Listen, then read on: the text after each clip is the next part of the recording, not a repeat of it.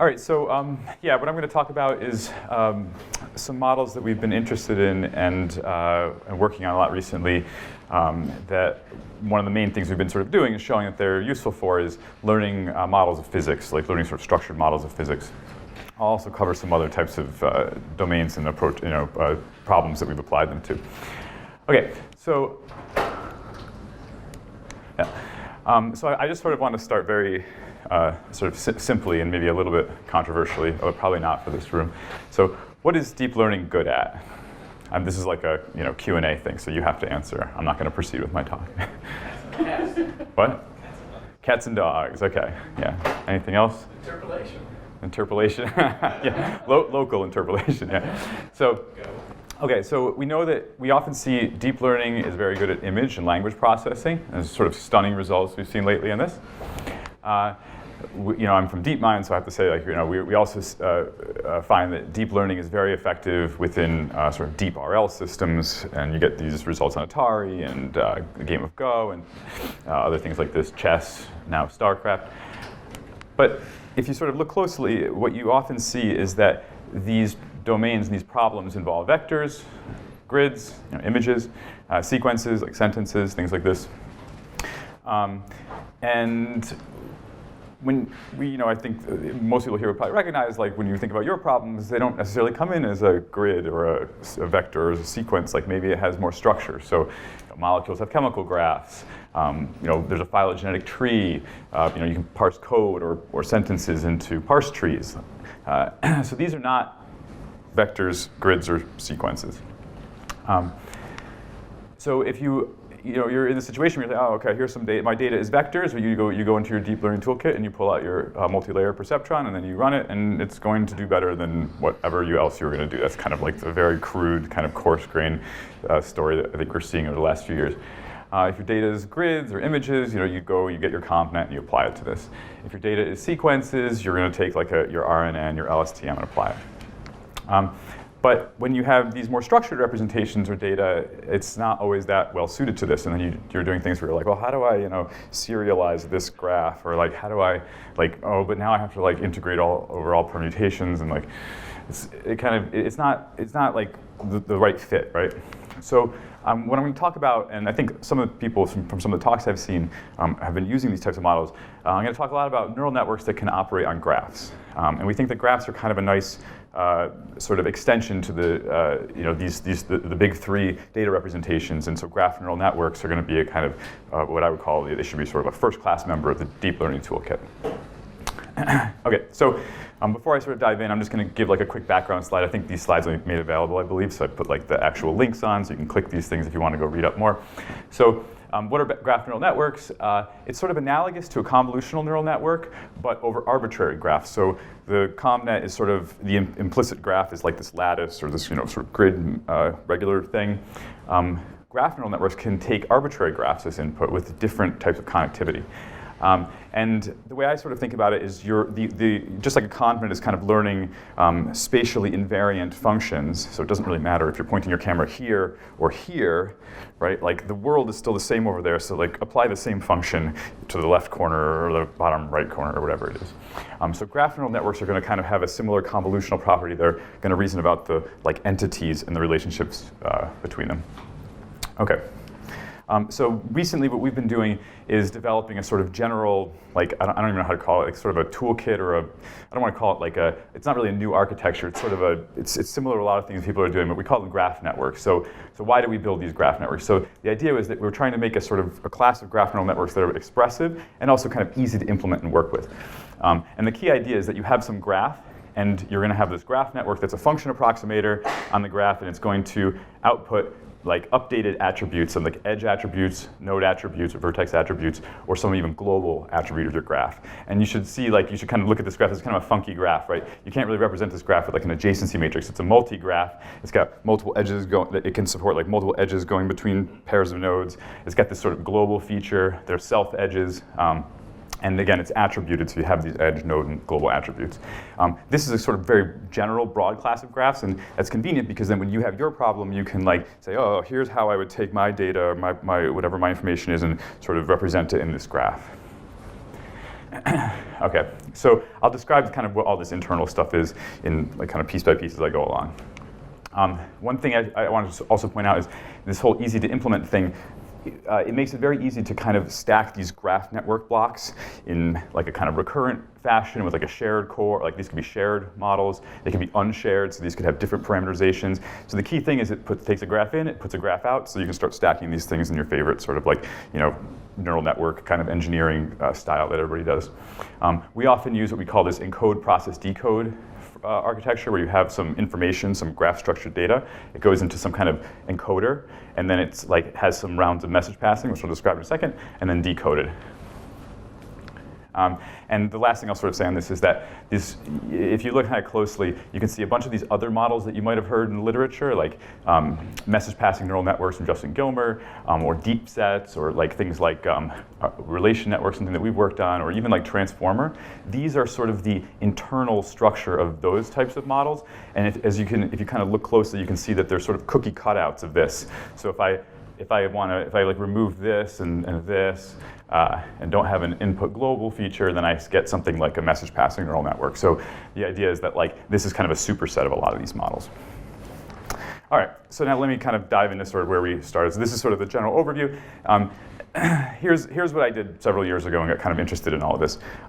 We wanted to learn physics engines, like have like a deep learning models that could learn physics engines. And the first thing we realized was that like, just like a normal physics engine, it doesn't have, you're not going to sort of turn the state into a vector and hand it into a function. It sort of has this like very object and relation sort of centric representation.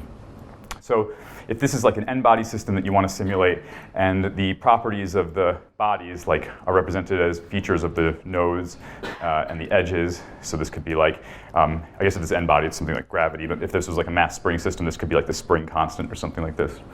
The way a physics engine works and the way this interaction network works that we developed is you have a function approximator, which we call the edge function, and it takes as input the features of the edge, the two nodes that are participating in this edge, and it outputs like an update, like a message, sort of like analogous to message passing in graphical models. So this edge function, we're going to sweep over the graph, and it's sort of apply that same shared function to all the edges in the graph and compute messages along all those edges. And then we are going to pool up those messages, all the messages that are incident. So if I'm a node and I'm receiving messages from a bunch of other nodes, I'm going to pool up those messages, and that's this E-bar prime here, and then I'm going to use that to update the node. So this looks a lot like classical mechanics, like force, right? So this is like applying a force, this and this are applying forces to this node, and then I'm going to like, kind of pool up, aggregate up the force information, and then make an update to this node's state on the basis of like these forces. And then, so after you pull up these messages and you kind of do your node update, this node update thing is applied, again, like convolutionally, sort of over every node of the graph, and then that's how you get your future state. Okay, so I should just say actually, we implement these fees as just like little MLPs. They're just neural network function approximators, but they're sort of within this like architecture like this. The way we're going to train it is with supervised learning. So what we're going to do is take an input state of the graph and then try to optimize the parameters of these neural networks to best predict the next step, the next future state of the graph. Oops. Okay, so we test this on 3 different systems: these n-body gravitational systems, these bouncing balls in a box, and these mass spring systems, where here like the masses are little blue things, and these kind of white lines are the springs in between them. The way we represent these systems as graphs, here we have all, gravity sort of all to all, so we have all edges connecting all bodies in the graph. In the bouncing balls, all balls can bounce into each other, and even the walls are nodes in the graph as well. But the wall nodes, they don't receive, like we kind of said that they're static, they don't really receive forces. This is like a fixed container. So they'll transmit like forces to the balls, but they won't receive. And in this mass spring case, we've actually got 2 types of interactions. We've got like rigid interactions between the masses that are in this string. So that's like this red object, which is fixed in space. It sort of like it can collide with the string. And then the string, the masses in the string actually pull on each other. And you can see here how the graph is kind of sparser because there's no spring between this mass and that mass. That would be like corresponding to this and this. There's sort of only springs between the neighboring masses. Okay. And when we create our our model, our interaction network, and start training on real data. So in the top row, we've got these trajectories out of a real physics engine, and you can see like it sort of starts with some initial conditions, and something happens, and it kind of looks like the little orbital systems are bouncing balls in a box, and we train our model on it. And this is only on one-step prediction, but to make these videos, what we do is we take the initial state, we give it to the model, it makes a prediction about the future, and we just take that future state, feed it back into the model, and let it like hallucinate 1,000 steps of a rollout. And that's what you're seeing on the bottom. So if you look closely, like these are very similar, like they look quite similar to each other, especially in the n body and the string case. In this balls in a box, you can see like this looks very plausible. It looks like sort of balls bouncing around in a box, but you do notice that it starts to kind of decohere from the, like it's not exactly in agreement with the ground truth up here. I sort of say, I would say, I wrote this physics engine, so this probably isn't like the greatest physics engine. I suspect that if we swapped, actually I don't even know for sure, I could have accidentally swapped these videos. This looks plausible. So the point is that it's sort of a plausible rollout. It's not clear to me that the error between this and this is any more than like the error between this and a real physics engine. And I should also say, because it's a sort of complex nonlinear dynamical system, any little glancing blow here is going to just cause like the whole thing to go off. Okay, so what's really cool about this class of models, though, and this is where we're sort of exploiting these, the fact that it's sort of convolutional, is that I can take a model that's trained on the systems I showed you in the last slide, and I can run it on situations that are twice as big as it's ever been trained on. So here these are the model predictions, the model rollouts, from the model trained on the 6-body system, but this is 12 bodies. This is like, I forget what it is, like 9 balls in a box plus the wall. So this is like, I think about twice the size in terms of total number of bodies as the one it was trained on, and same here. So again, because the locus of learning is at the like interactions and at the per body level, the interaction network doesn't even really know about the global structure of the system. All it's doing is making like sort of local predictions, and that's how it's being used to update the state. So we literally did nothing different. We just basically plugged in larger graphs and it just ran the model on it, and it could make good predictions. Okay, so that's like predicting trajectories of a kind of like relatively deterministic physical system. You can also use these types of models to make global predictions. So here instead we train a different model where we add this extra component. So instead of predicting node for node or body for body what's going to happen, we take these like latent representations of the bodies and we pool them up and pass that to a third neural network, this like phi u. And this is supposed to be a global feature. And then we use supervised learning to optimize the parameters of phi to make its prediction, the u predictions match the potential energy of the system. So the idea here is like, we know, this is just kind of a toy example, but we sort of know the potential energy system. We're just showing that this class of models can be used to predict that. And again, it's not surprising because you can sort of add up the energies, the local energies and things like that. But again, it's just sort of like proof of concept that this is a way of capturing the kind of global, instead of like sort of per body, like global properties of the system. And this is just showing that the error is much lower on the blue interaction network, our model, versus like an MLP. Probably the main reason is kind of what I said before. The MLP, we had to kind of like sort or serialize the bodies in the system, and in a sense you're like asking the MLP to learn a function. It's capable of not being permutation invariant, but we know the underlying problem is like sort of permutation invariant, so we don't want to like give it the freedom to learn this permutation sensitivity or have to like augment our data so it sees all permutations and realizes they're the same. So are you training here on like positions, velocities, and forces, or is your training data just where the particles are? Here what we do is we predict, I think we were predicting, we tried several different things, and I'll talk about some other things we've done in a few slides, but here we usually predict like the change in the position and maybe the change in the velocity. So it's kind of like an Euler update, basically. I'll talk about how we generalize that in a few slides. Is that? Yeah. But that's just in the original coordinate, right? Not in. Yeah. You don't have a rotation. You have to learn the rotation. Oh, yes. I didn't. Well, okay, the rotation, yeah, but I didn't actually say something, so I sort of glossed this over. So one thing we do is actually here, we force the model to be translation invariant. So what we do is on the edge features, we give it the relative displacement between bodies, and on the when we give it the node features, we actually strip out the absolute positions. This way, the model actually never sees the absolute positions of the bodies. It's forced to be invariant to space. So we didn't do that at first. First we kind of like again did augmentation and kind of moved these things around in different spatial coordinates, and then we were like, why don't we just again, we know that we want spatial invariance, we'll just put that in directly. And you can do all these types of things, like I think. So how do you guarantee the stability of your system? Or I think it cannot be. I mean, it cannot be unstable, but it cannot be too stable, so that it will converge into some point. So how do you guarantee that? I didn't understand that question. Can you say that again? I mean, if the system is unstable, sure, it is unrealistic. But if it's too stable, I mean. Too stable. What do you mean by that? It means after some time it will stay at some point. I think. Oh, if it's like a contraction or something. So how do you guarantee that your model obtained from the data can have a smooth performance at this form? Can you say something about long-term Do you worry at all about observing long-time invariance? Like So should I say it again? maybe put another way, do you worry at all about observing long-time invariance? Yeah.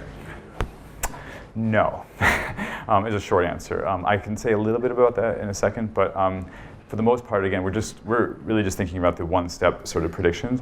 I will say though, in the data, like we do things like I think, if I remember correctly, with the spring systems, I did sort of damp them a little bit. I did certain things to try to kind of like,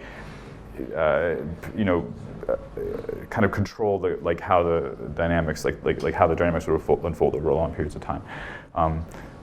Yeah, I think that the answer in general is that there are no constraints right here, but I'll talk about how we can put more constraints in a minute.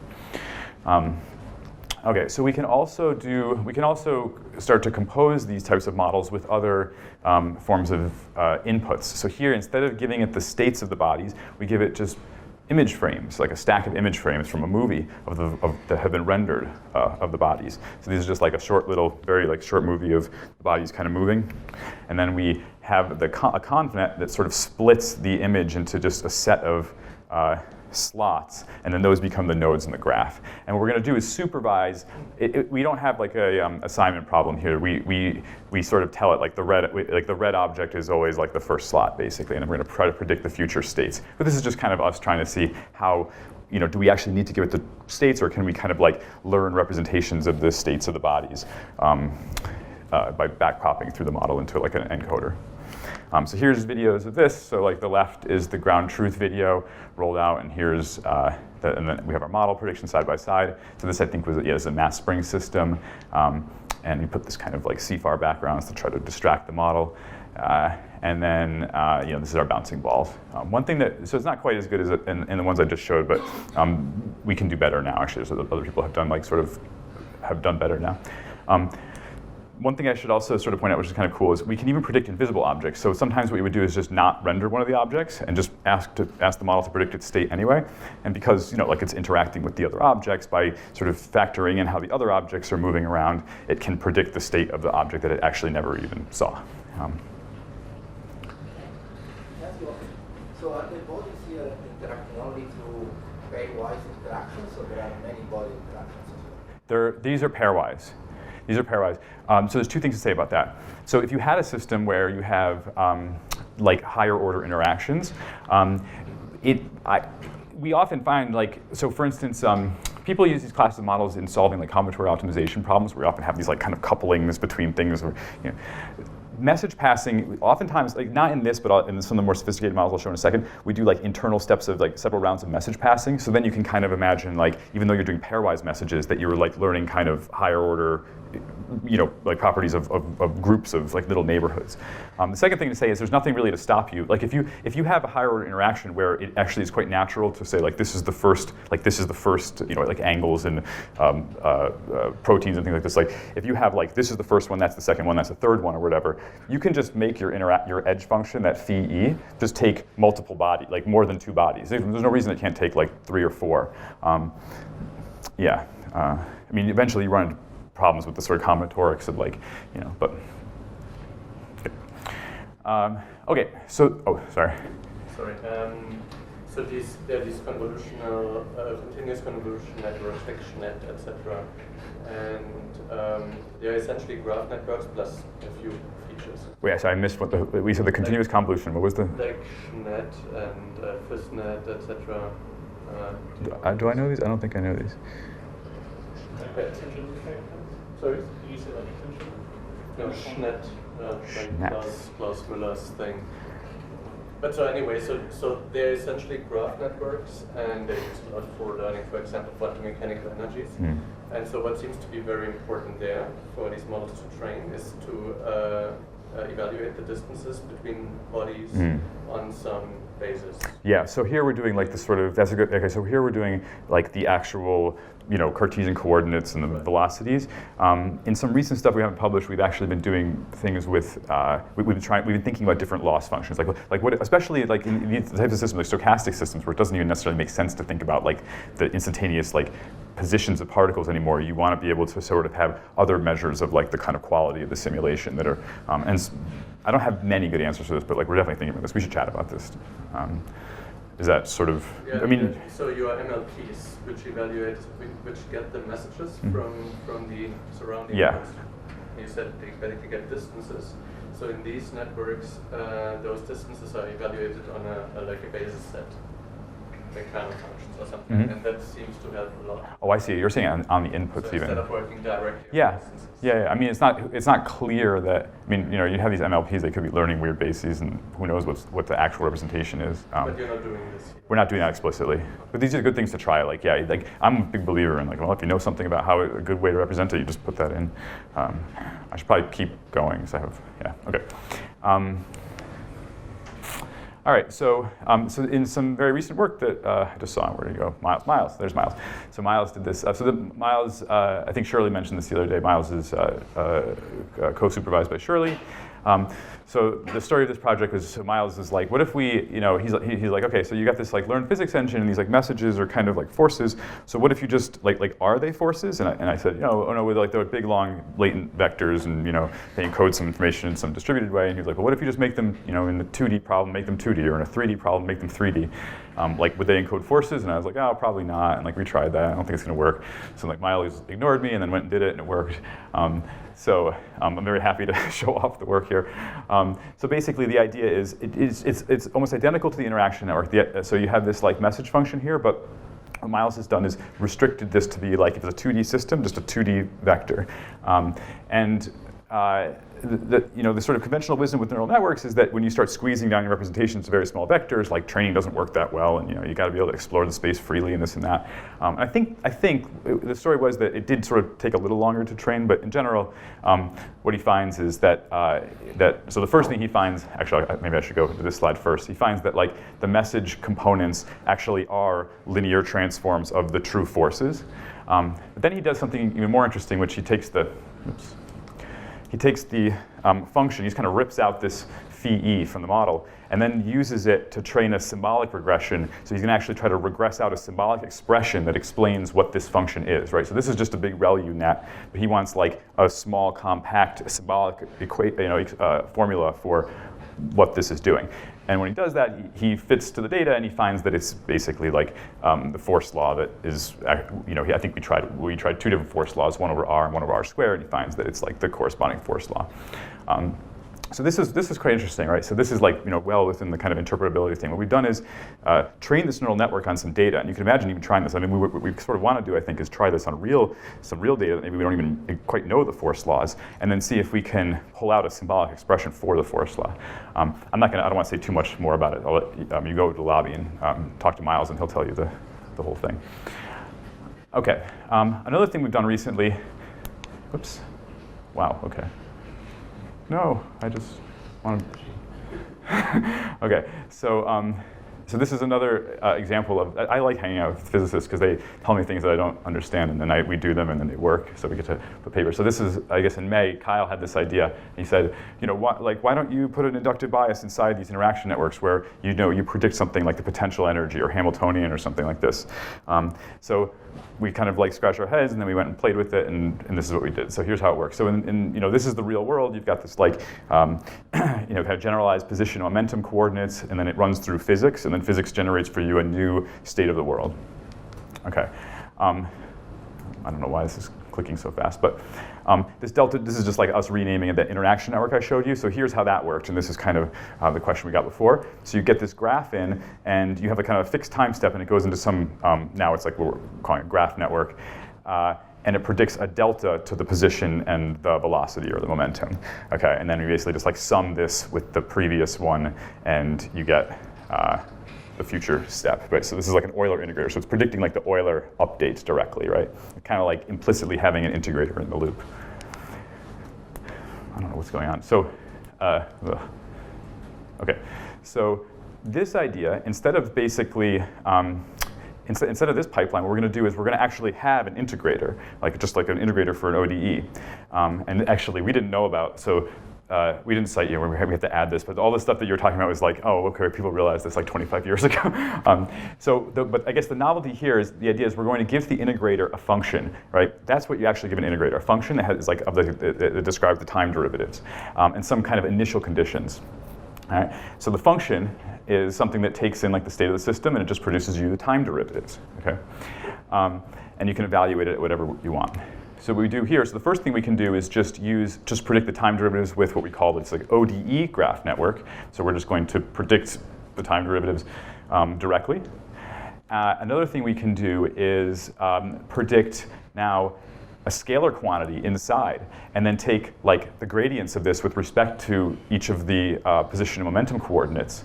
And then this complies with the Hamiltonian formalism. And so we like say, okay, well, the partial derivative of the Hamiltonian with respect to the momentum is the time derivative of the position, and the time derivative of the momentum is this. And so now what you've got is like a situation where you've got this integrator that's sort of querying this learned model, and like as you sort of mentioned, like integrators, they have different ways of doing things, as we saw on Monday. Like RK4, for instance, it'll call this function 4 different times with different sort of like initial conditions that are kind of been like chained together from what it's previously computed, like an RNN, and like half time steps and things like this, and then you get some prediction at the end. And all of this stuff is differentiable, so we can just backprop through this integrator into this function, optimize the parameters of this function, and sort of learn, again, like a simulator, but now with these more kind of physically motivated constraints. So here's what we get. So this is the true Hamiltonian for this. This is kind of this like funky mass spring system that we created, this oscillator system. This is our interaction network thing I just showed you at the beginning. And you see over like many time steps, it starts to diverge, or kind of not diverge, but like separate from the ground truth. This is when we predict the time derivatives directly, and this is when we predict the Hamiltonian and then take the TF gradient of this to compute the time derivative. And you can see this is all over many time steps. The error just is much better. It doesn't accumulate nearly as much. And you can see that in this plot. So like our predictive accuracy, so this is like the true Hamiltonian in gray, and this is the our model in red with the Hamiltonian, and the green is with just predicting the ODE, the blue is the old interaction network. This is how accurate the energy is across the different models. You can see what's interesting is that the Hamiltonian has sort of, it matches the true our Hamiltonian graph net matches the true Hamiltonian. Predicting, we're not exactly sure why this is, but predicting the derivatives directly actually gets better accuracy, but like Giannis had sort of pointed out too, that, again, these are like long time steps, so these integrators aren't great. So like it's, and RK4 is not even symplectic, so we did play with some symplectic integrators and sort of show that we get better energy conservation. And one other thing that's kind of cool, though, this is to the sort of the point of generalization, we can train on fixed time step of 0.1, or we can also train on time steps that like vary, where we actually give the time step as an input. And what we find is that this like interaction network style model does not generalize beyond its training very well. As soon as you start varying the time step, and even when you cue what the time step is and give it as input, it's like kind of okay in the range that it's been trained on, but as soon as you want to take shorter time steps or longer time steps, its error goes up. We find that predicting the time derivatives directly, which are sort of like, they don't have a notion of time step. You give the time step to the integrator along with that time derivative. These have much better generalization to different time steps. So this is quite interesting. We're kind of thinking like it'd be interesting to, how can we train on like one time step or one granularity and see if we can kind of get at like inference time better. I think the short ones don't work. mean, it's a smooth function of the time step. Why they don't work? Yeah, for big ones, absolutely. But For which one? All time steps don't work. In which model? They do work well here. But the smaller do work. Yeah, they're I mean, this is low error basically. Okay. I thought you said that neither smaller nor big, they do well in the middle, you said? Sorry, the interaction network that doesn't have the time derivatives does well only on what it's trained. The ones that have the time, sort of invariant time derivatives, they generalize to different time steps, right? This is what you expect. Yeah. Okay, so how am I on time? Okay, 30, okay, yeah, good. So now what I'm gonna show you is, so that was all sort of like mostly like interaction network land, but at the very beginning I said we were kind of built this GraphNet formalism. I'm just going to say one quick thing about that because most of the rest of the stuff will deal with this sort of more general graph network. It's basically the same idea. One difference is that this edge function can also take in, like this message function can also take in some global feature. So like if you want to have some global property of your system that you want to hand to the function approximator, the model, you can have that sort of condition the edge functions. The node update function can also be conditioned on that global feature. And you also have this thing where if you want to make global updates, you actually pool together both the like messages and the pairwise messages and also the per node updates. It's not that important, but the point is that this is like allowing you to sort of capture global information and even have pooling sort of information about the individual interactions between things directly to some global property. Okay, so with that sort of graph network toolkit that we've got now, we start trying out these approaches on more complex physical systems. So DeepMind has this DeepMind control suite, which is based on Mujoko. So people in control are very interested in this. It's like a very popular simulator. This sort of classic pendulum and cart pole from control, this like chaotic acrobat pendulum thing, double pendulum, this swimmer that's kind of moving through water. In all these situations, there's the possibility of imparting control impulses onto the bodies. So that's how the swimmer is swimming. This like sort of two-dimensional cheetah, this sort of weird armless walker, and a simulator of a real Jaco arm. We actually also try this on real robotic data. Same story as before. We represent our physical system as a graph. Bodies, edges are like interactions between the bodies. Here, the model that we tend to use is we have like two graph networks stacked in series. So it's sort of like not really a deep graph network, but it's like the two graph networks stacked. And we also do like skip connections from the input across the first one into the second one, but these are that important. So this is like what we get when we play that same game of predicting next time step. Here, the only difference is, again, we have like control inputs to make this thing actually do something. So here's this little swimmer in water, and this is the ground truth simulator under some random control inputs, and this is the predicted trajectory. Again, this is all trained on one-step prediction. So it's like, just predict one step. We could show that it's sort of stable over longer time scales. Or accurate, I should say, not stable necessarily.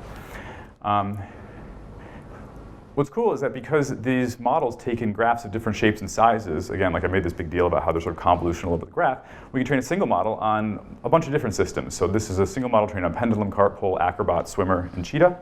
And you can see it's sort of making good forward predictions. And this is very, I should sort of like emphasize, it's very different than what's often done in control, like modern sort of deep learning control. They often train their models on one system because, again, you're going to serialize your structure of your thing and put it in. But here we can sort of, it's very natural just to apply it to systems that are sort of heterogeneous.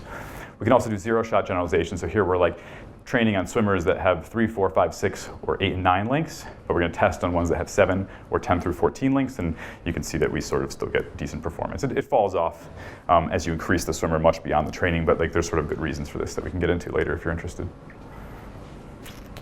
Okay. This is just the same basic idea working on real Jaco data. There's some subtle differences to the model. Yeah, I won't get into that actually. I'm running slightly short on time.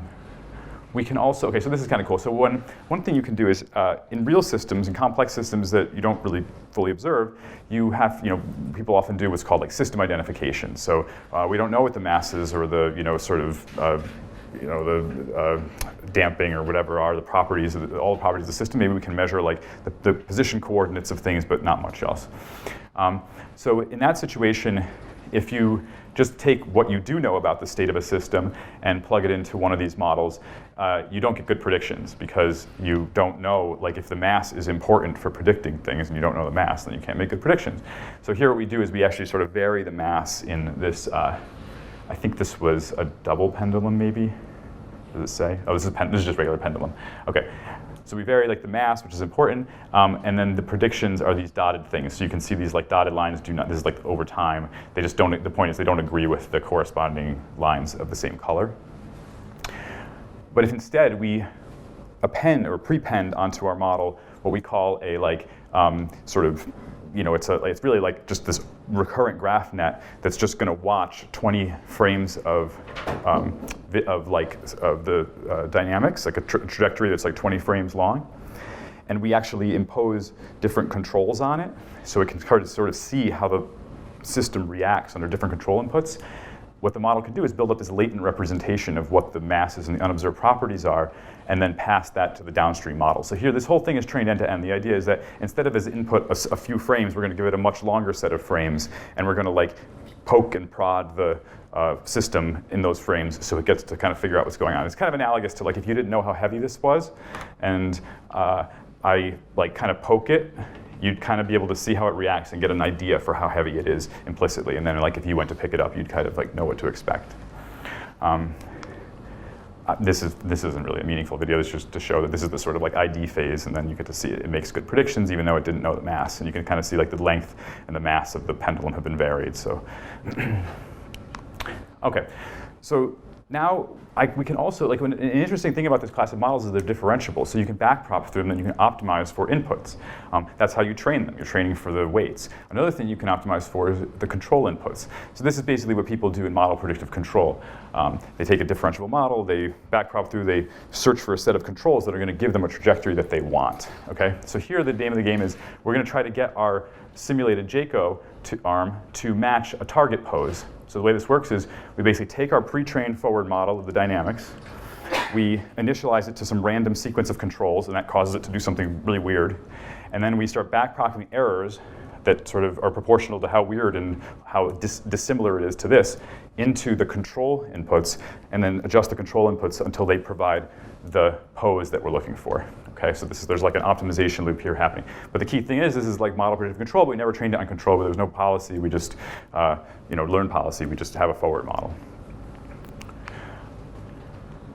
We can also do this we can control multiple systems with a single forward model. So that forward model I showed you, we trained it on multiple systems. We can control multiple systems. We can control systems that we've never seen before. So I'm just basically retracing the steps I took a few minutes ago where I said we can make predictions about things we haven't seen. We can also control things we've never seen. And you can also like vary the reward function. So some of these are kind of strange. It's not clear that we got them all right, but the point is that you see different behaviors. Yeah. But at first you kind of see this thing's trying to like jump up, right? And this thing's trying to like maximize its horizontal speed. So this is the exact same model. We've just changed what the loss function that's being optimized is, and you get like different behaviors.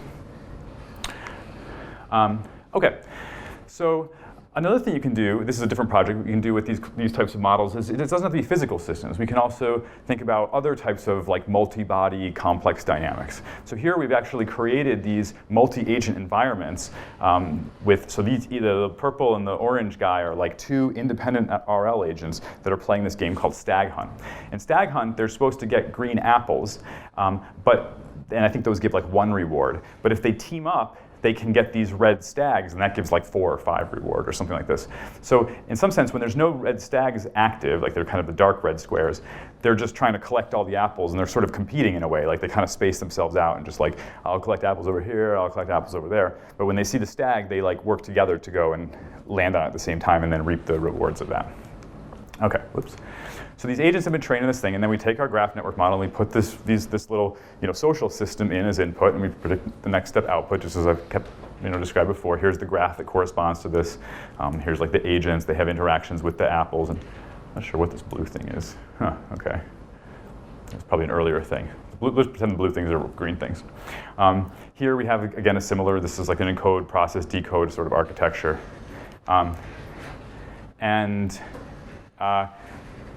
Oops. Yeah. So, and here's sort of some of the results. So this is the stag hunt. We also tried some other simpler multi-agent games, but you can see our model, this like, we call it relational forward model here, has the best performance. So what this is the median number of steps that it can predict accurately. So there's two guys, they can either go up, down, left, right, or stay still. So there's 5 possible actions. And there's 2 of them, so there's like basically a 1 in 10 chance that you get the, or did I do this wrong? No, 1 in 25, right? So the point is that being able to predict like 5 steps into the future is like very good, right? Like they can do a lot of different things. And also these agents have recurrent policies, so they actually see more about the history than our model sees. They know the sort of past. They can kind of time when the stags are going to reappear. The model's just getting the current state. So in some sense, this is like a kind of a slightly unidentifiable system from the perspective of our model. What's really quite interesting, so here's like the models predicting the agents and what they'll do, so it looks a lot like what they actually do.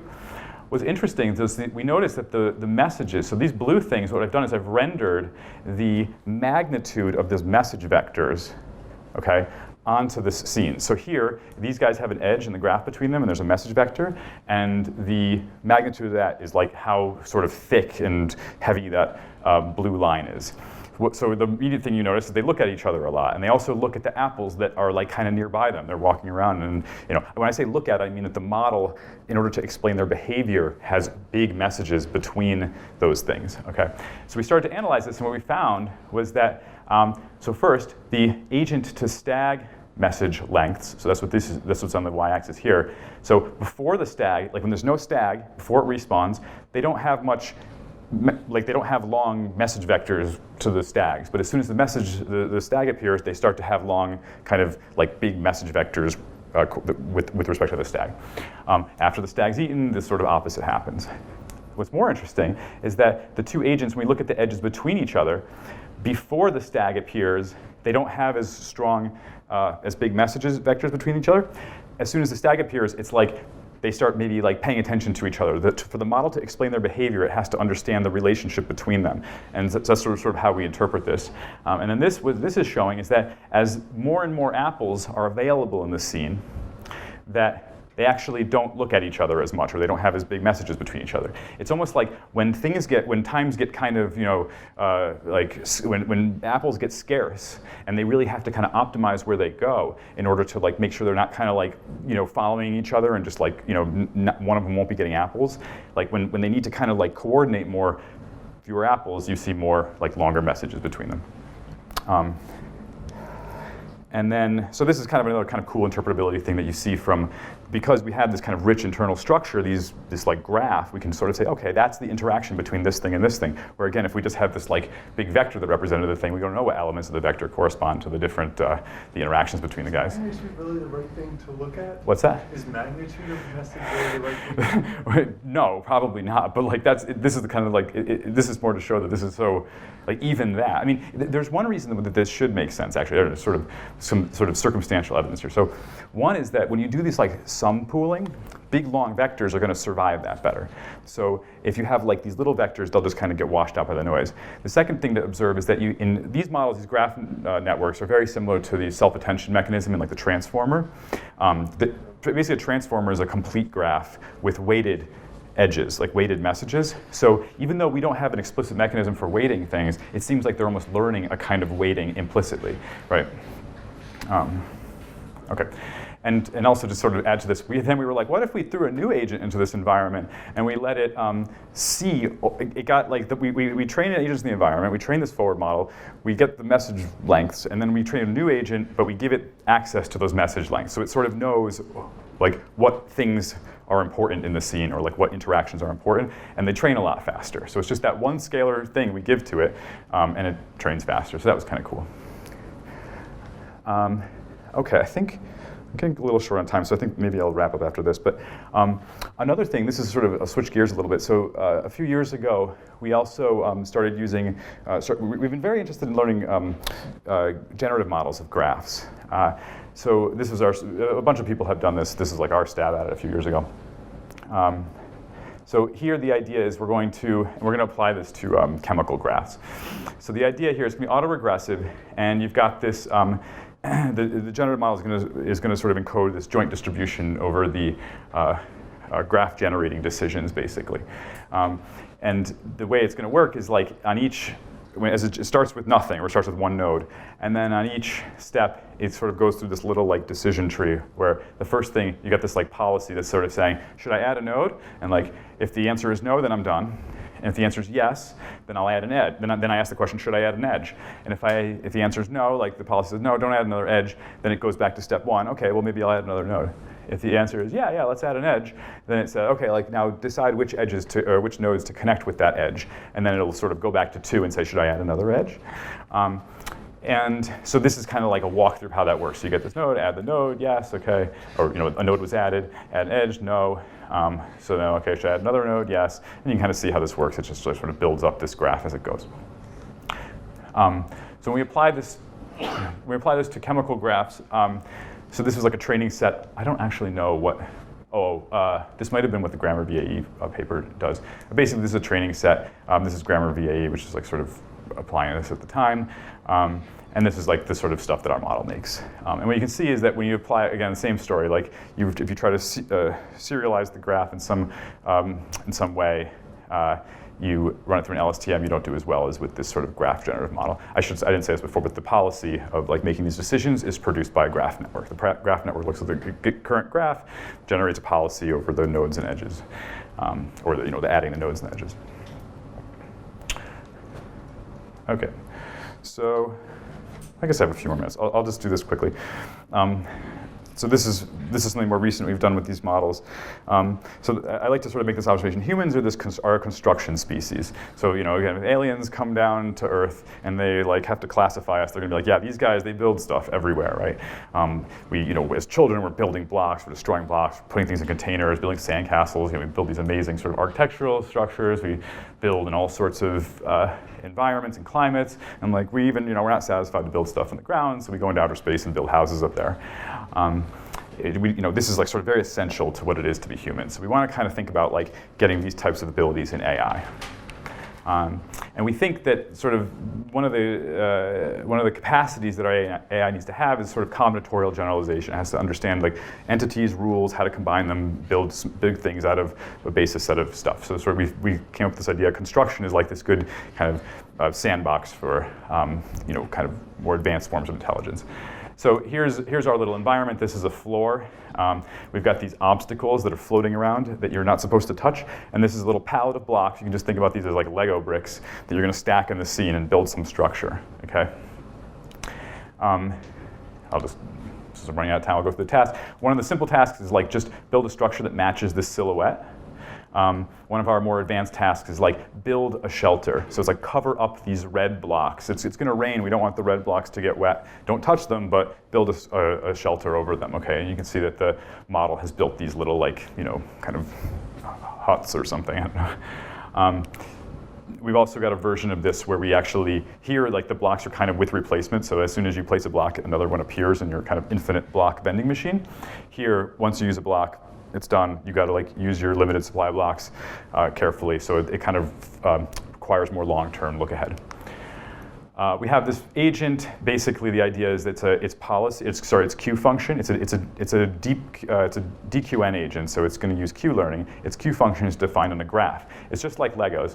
Basically, its policy is defined as like, should I snap this block onto that block? That's represented by this edge. So if there's white there, it's like, yeah, I think if I snap this block to that block, that's going to be very high value, high expected value. This is our model free agent. We also have a model-based version of this. It's got a little model, like a rollout of how the environment works, and it can try stuff out in its head before it acts. Okay, and I won't get into the details. Here, I'll show one of the nicer videos, I guess. So this is like an agent that doesn't have really a graph structured policy, or like not or graph structured, sort of policy. This is ones that do. You can see these build these like kind of weird degenerate igloos over everything. This thing builds kind of more sophisticated structures. I'm basically out of time, so I'll skip right to the end. Okay, the last thing I want to do actually is just advertise. So we spent lots of time building this like library for TensorFlow. So if you want to play with these graph networks, you can go to our GitHub repo, and we've got like some demos if you want to, like these are just run in a Jupyter notebook, so you can just like press the button and it'll just, actually it can run on Google Cloud Compute. You can do it on your phone if you want. You can train a shortest path algorithm, you can train something that sorts items in a list, and you can also even train a little mass spring system. Okay, so the conclusions. So the message I'd like to sort of impart on you is that these graph neural networks I really feel should just be sort of a first-class member of the deep learning toolkit. Down with vectors and images and sequences, up with kind of more structured representations. Learn message passing on graphs sort of very naturally supports simulation as well as many other forms of structured decision making. And again, these models, because of their rich internal structure, we saw in a couple, like with Miles' stuff and with the multi-agent things, that they offer sort of unique opportunities for interpretability because you know sort of what corresponds to what. And if you want to do this, you want to play with these things, just go here. Okay, that's it. Thanks.